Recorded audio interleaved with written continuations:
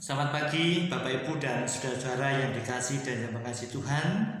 Kita bersyukur pada saat ini kembali kita memberi panggilan Tuhan untuk mempersiapkan diri dalam setiap karya, pekerjaan dan pelayanan kita yang akan kita lakukan pada hari ini. Kita akan mendasari dengan mendengarkan bagian dari firman Tuhan. Mari kita awali dengan kita bersama-sama berdoa lebih dahulu.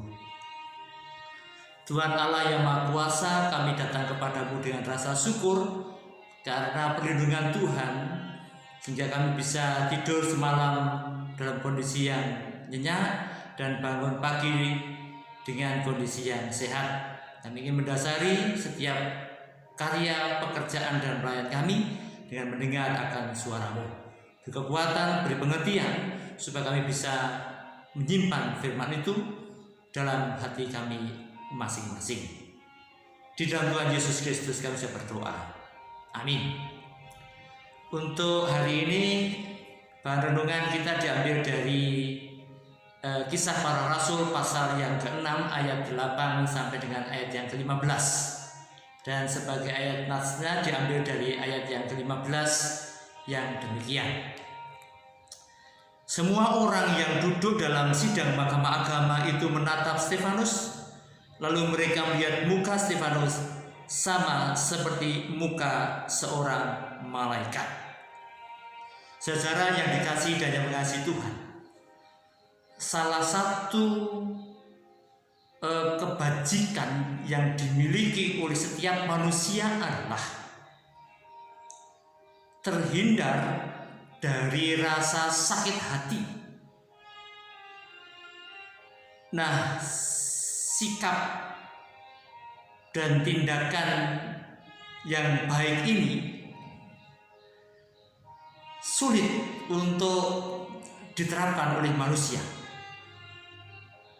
karena seringkali rasa sakit hati itu muncul ketika ada sesama kita mencoba untuk melakukan tuduhan atau fitnah dari tindakan yang tidak kita lakukan.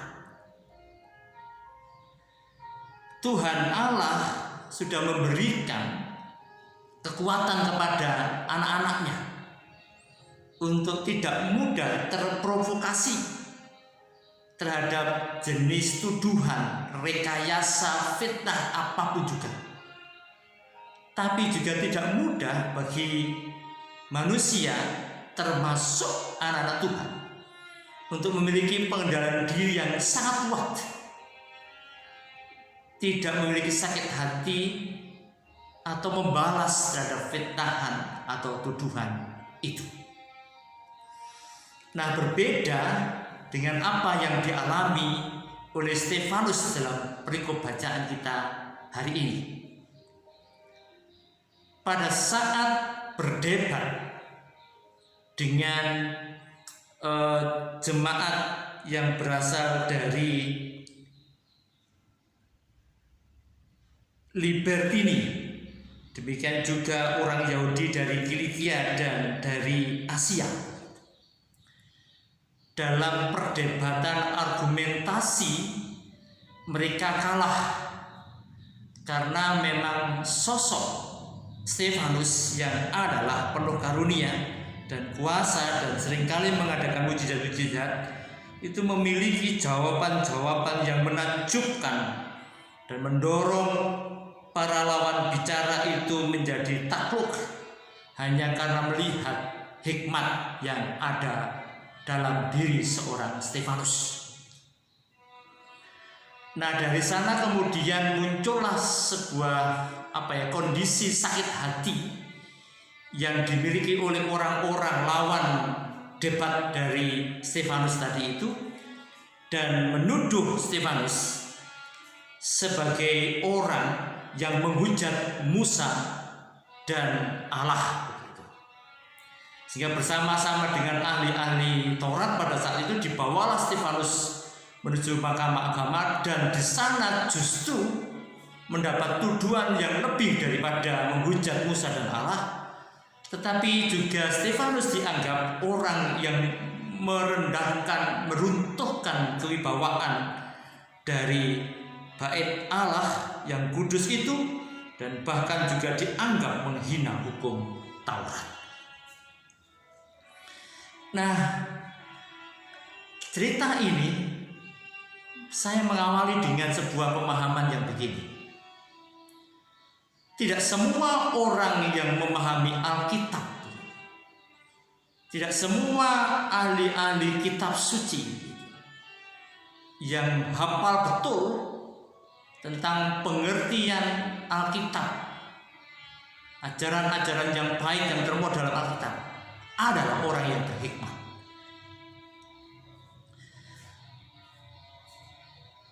Tetapi juga tidak mungkin bahwa seseorang itu dinamakan berhikmat jika sumber pikirannya dan pengetahuannya itu bukan berasal dari kitab suci atau Alkitab. Nah, orang-orang yang paham tentang Alkitab dan kemudian tidak berhikmat, maka kecil kemungkinan mereka bisa menerapkan apa yang dia pahami. Tetapi orang yang berhikmat yang sumbernya berasal dari kitab suci juga tidak mungkin akan melukai dan mencederai hati pikirannya dengan bersikap sakit hati atau membalas dendam pada orang yang menuduh dan memfitnah. Maka dari sini figur Stefanus adalah orang yang sangat berhikmat, sehingga cerminan hikmatnya itu diulas dalam ayat yang ke-15 tadi itu. Maka semua orang yang duduk dalam sidang mahkamah agama itu menatap Stefanus, lalu mereka melihat muka Stefanus sama seperti muka seorang malaikat. Nah, dari sinilah kemudian kita benar-benar paham betul bahwa tidak mungkin dalam diri orang yang berhikmat itu akan memancarkan kegeraman, kemarahan sebagai representasi kata hatinya, menyeratkan kemarahan mukanya. Tapi justru ada kesucian yang terlihat seperti muka seorang malaikat. Nah, bacaan kita hari ini, Bapak Ibu dan Saudara terkasih, ada dua hal yang bisa kita petik. Yang pertama, anak-anak Allah yang dipersiapkan untuk masuk dalam pekerjaannya adalah orang-orang yang berhikmat. Orang-orang yang berhikmat memiliki kendali emosional yang cukup kuat,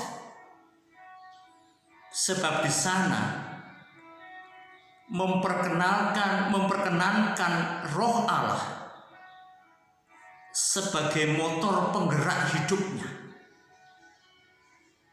tidak mengabaikan suara Tuhan yang seringkali mengecoh untuk membalas kejahatan dengan kejahatan, tetapi justru meredamkan kejahatan itu dengan perilaku yang tidak emosional, karena kekuatan Tuhan sendiri yang akan membuka tabir kebenaran kepada banyak orang. Nah, yang kedua,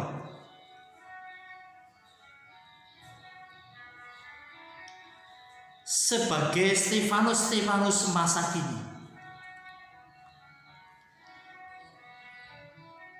fitnah, tuduhan yang tidak benar tidak akan pernah menyurutkan niat untuk tetap memiliki semangat dipakai Tuhan dalam karya agungnya itu. Sehingga tidak mungkin Stefanus masa kini itu dalam bahasa Jawanya ngelugu, tapi terus melakukan karya Allah itu yang didasari kekuatan Roh Kudus, bukan yang lainnya. Semoga kita juga dimampukan untuk melakukan hal itu. Nah, yang menjadi kendala adalah sebagai Stefanus masa kini, ada kekuatan yang lain yang terbangun, yaitu kekuatan yang mencoba untuk mengkokohkan rasa sakit hati, rasa balas dendam, rasa menyikapi sesuatu dengan emosional. Maka itu saja yang harus kita runtuhkan, supaya perjalanan pelayanan kita sebagai anak-anak Tuhan tidak akan mungkin terkendali oleh apapun juga. Selamat bertahan sebagai Stefanus masa kini, supaya ternyata banyak orang yang pada akhirnya menerima anugerah dan keselamatan dari Tuhan. Amin. Mari kita berdoa. Terima kasih Tuhan atas firman-Mu hari ini. Biarlah itu menjadi landasan kekuatan untuk kami berkarya pada hari ini. Bimbing sertai perjalanan pekerjaan dan pelayanan kami. Berikan kekuatan dan jauhkan dari hal-hal yang tidak baik. Di dalam Tuhan Yesus Kristus kami berdoa. Amin. Sampai jumpa. Tuhan berkati kita semua.